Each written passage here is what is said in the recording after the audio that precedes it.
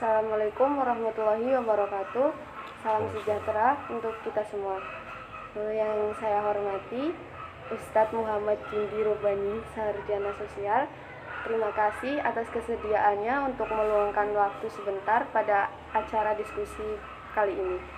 Pertama-tama dan yang paling utama, marilah kita panjatkan puji syukur kehadirat Allah yang Maha Kuasa karena kita telah diberi nikmat sehat sehingga kita bisa berdiskusi pada siang hari ini.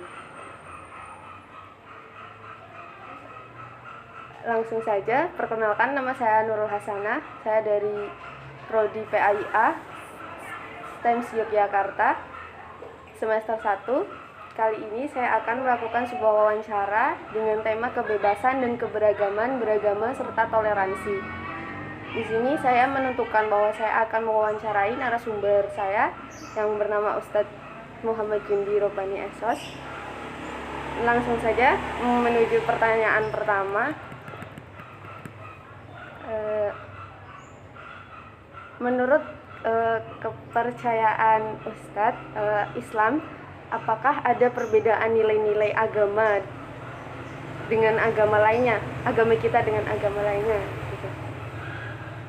Bismillahirrahmanirrahim. Assalamualaikum warahmatullahi wabarakatuh.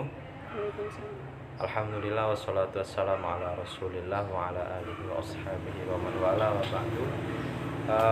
Terima kasih kepada saudari yang telah memberikan waktu dan kepada teman-teman semua yang mengundang saya untuk diskusi pada pagi hari ini. Sebelumnya saya kenalkan diri saya pribadi. Nama saya Muhammad Jundi Robani.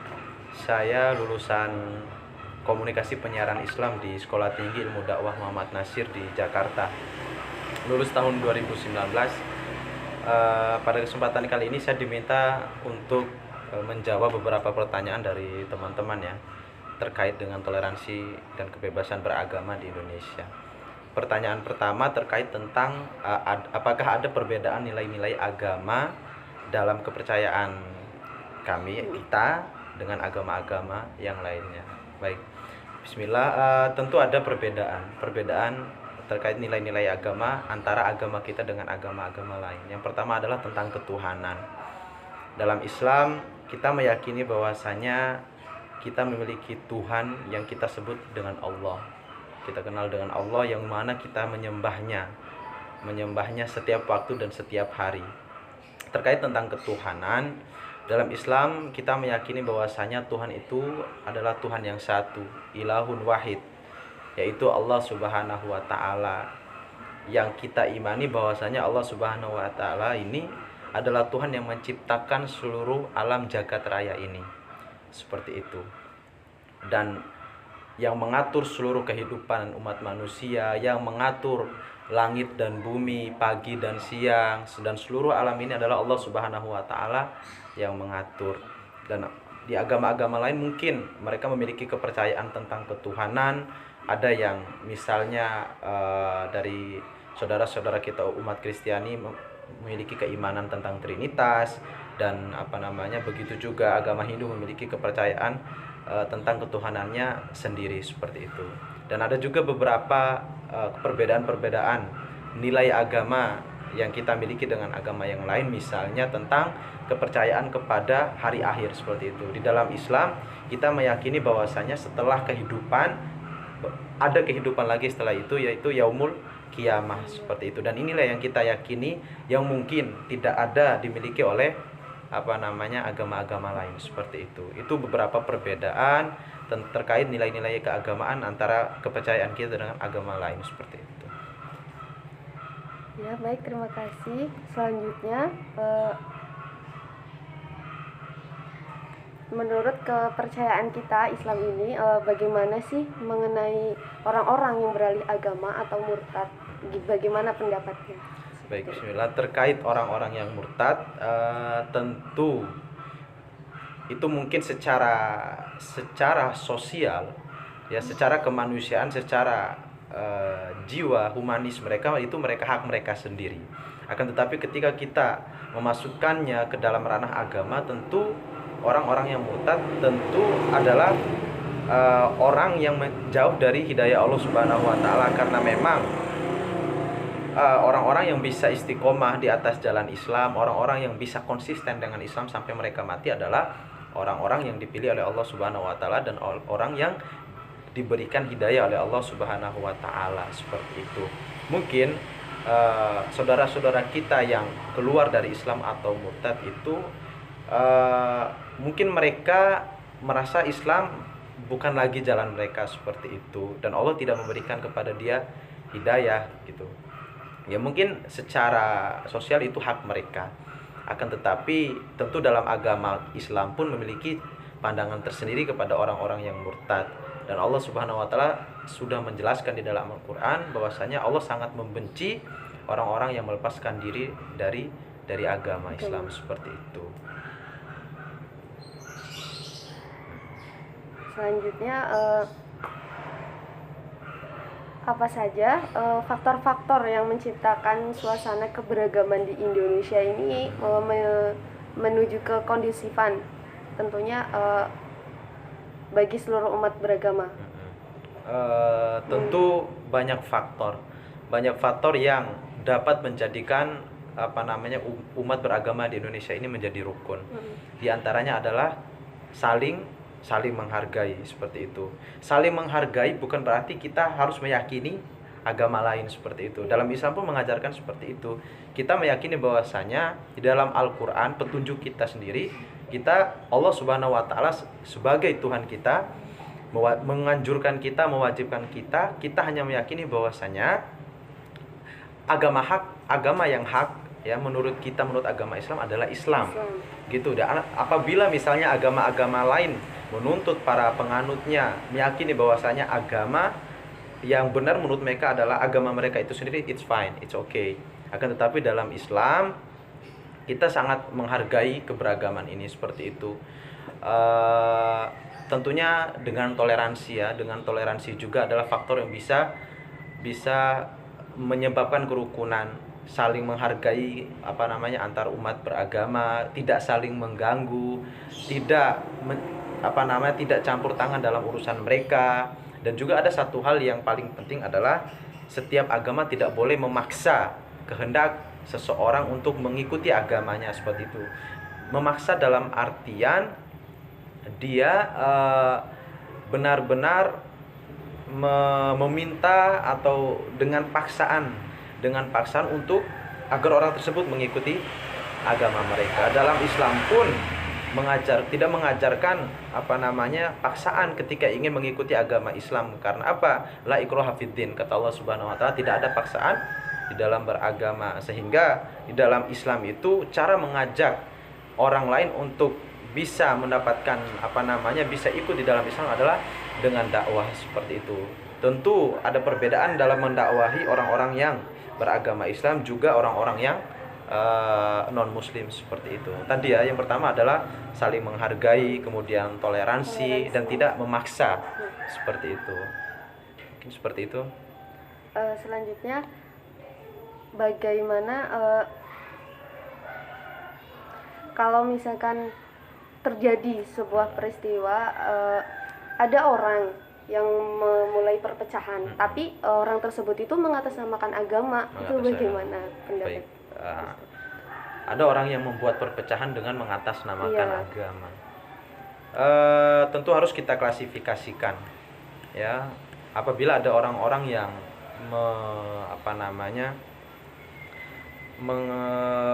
melakukan perpecahan dengan mengatasnamakan agama. Bila pelaku perpecahan ini dia menuding sebuah agama,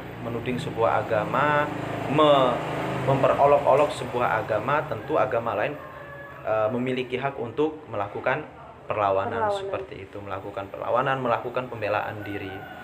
Dan apabila seseorang ini pelaku perpecahan melakukan penindasan atau membuat permasalahan dengan orang yang beragama lain dengan mengatasnamakan agamanya sendiri, kemudian melakukan pembelaan dengan mengatasnamakan agama, tentu ini adalah sesuatu yang tidak diajarkan, sesuatu yang tidak dikehendaki. Dalam Islam pun seperti itu.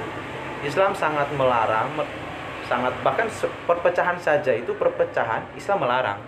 Islam tidak membenarkan adanya perpecahan, baik antar umat sesama agama Islam, baik dengan begitu juga dengan agama lain, apalagi mengatasnamakan agama. Itu sangat tidak dibenarkan. Maka jika ada orang-orang yang melakukan perpecahan atas nama agama, tentu kita harus melakukan apa ya bahasanya ya, menegurnya, dan juga memberikan teguran-teguran, dan mungkin bisa kita melakukan perlawanan tapi dengan cara yang baik, seperti itu. Tentu dalam Islam kita meyakini bahwasanya Islam tidak membenarkan apabila ada orang yang melakukan perpecahan mengatasnamakan agama. Seperti itu. Nah, tadi kan sedikit menyinggung tentang toleransi ya. Nah, menurut Ustadz tuh bagaimana sih toleransi beragama di Indonesia ini? Toleransi beragama menurut kita adalah seperti yang sudah dijelaskan oleh Allah Subhanahu wa taala dalam surat Al-Kafirun. Kita tentunya sangat familiar sekali dengan ayat ini, yaitu lakum dinukum waliyadin. Bagi saya agama saya, bagi kamu agama kamu. Dalam implementasinya khususnya di Indonesia adalah kita tidak boleh memberikan batasan kepada orang-orang yang menganut agama lain. Misalnya, apalagi kita hidup di Indonesia seperti itu. Kita hidup di Indonesia, di negara hukum yang mana Indonesia memberikan kebebasan dalam beragama seperti itu. Tentu kita sebagai umat muslim, misalnya ada orang-orang yang membangun gereja, misalnya ada orang yang sholat di gereja. Sebagai seorang muslim kita tidak boleh mengganggu mereka karena mereka sedang melakukan ritual ibadah misalnya. Sebagai seorang muslim kita tidak punya hak untuk mengganggu mereka.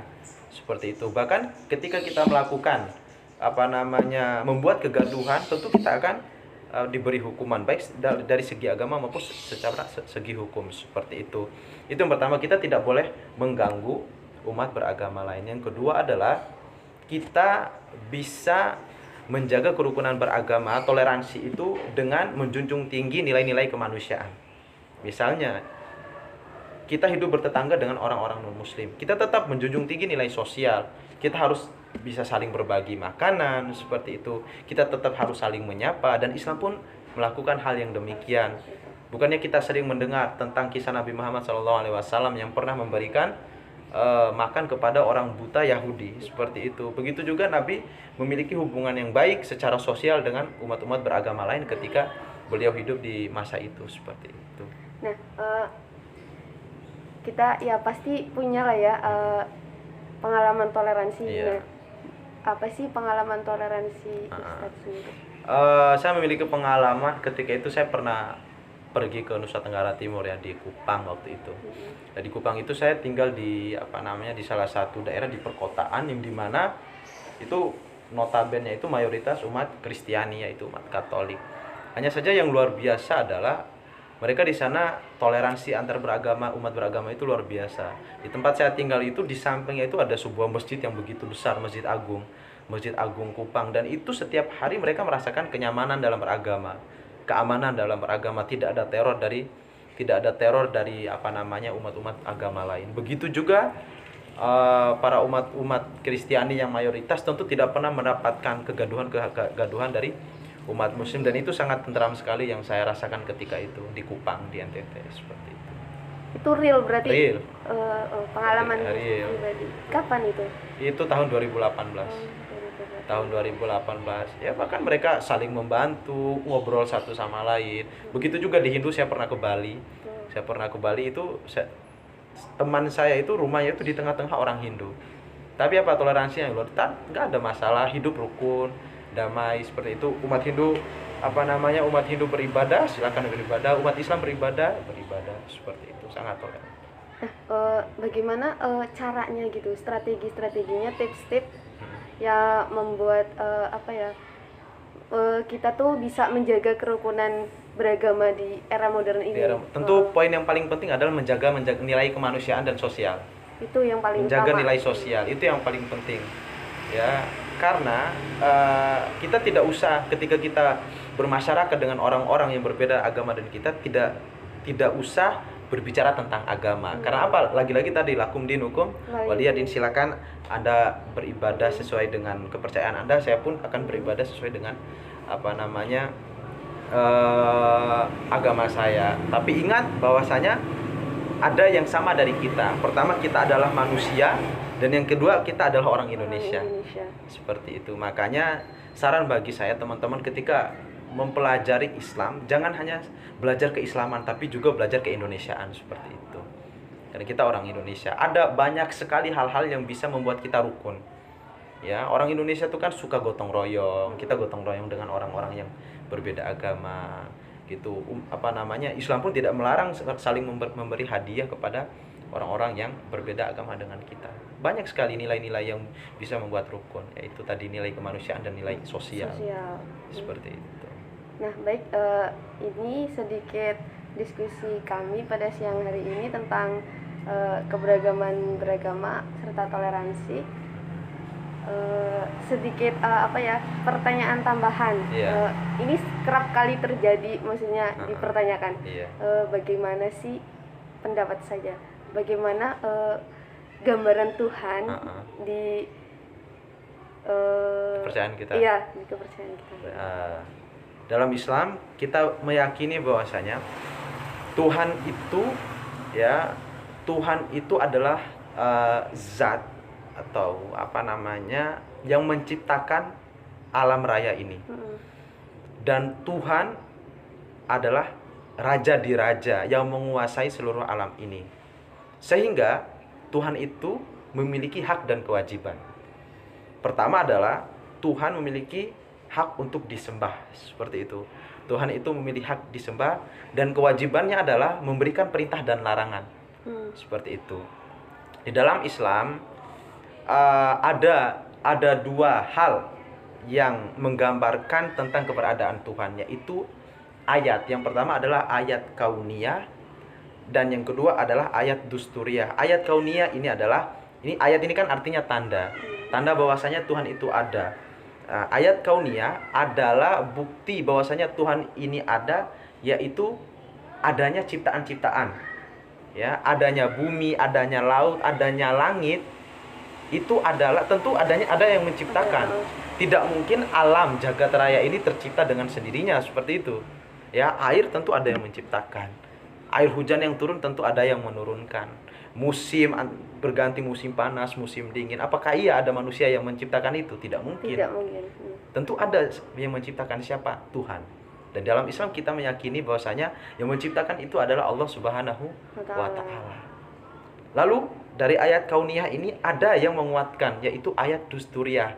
Ayat yang tertulis, yaitu Al-Quran, yang kita yakini Al-Quran. Di dalam Al-Quran itu banyak sekali Allah Subhanahu wa Ta'ala berbicara tentang penciptaan alam ini. Dan itu yang sangat menguatkan. Seperti itu. Ayat-ayat yang terdapat di dalam Al-Quran itu benar-benar kalamullah. Turun dari kalamullah, yaitu dari lisan Allah Subhanahu wa Ta'ala, diturunkan oleh Allah Subhanahu wa Ta'ala melalui malaikat Jibril kepada Nabi Muhammad sallallahu alaihi wasallam, dan tertulis sampai hari ini. Kita meyakini bahwasanya Al-Qur'an ini adalah petunjuk yang turun langsung dari Allah Subhanahu wa Ta'ala untuk memperkuat tadi ayat-ayat kauniyah. Dan dari ayat Al-Qur'an ini juga kita meyakini bahwasanya Allah Subhanahu wa Ta'ala adalah pencipta langit dan bumi. Seperti itu. Begitulah gambaran tentang ketuhanan ada di kepercayaan kita umat Islam, seperti itu. Baik, terima kasih, sangat menarik sekali. Alhamdulillah, penyampaian yang sangat bisa masuk di akal. Selanjutnya, terima kasih dan mohon maaf apabila saya pribadi dalam bertutur, dalam menyampaikan pertanyaan-pertanyaan, dalam menanggapi saya kurang sopan atau kata-kata yang kurang baik, saya mohon maaf. Wassalamualaikum warahmatullahi wabarakatuh. Waalaikumsalam.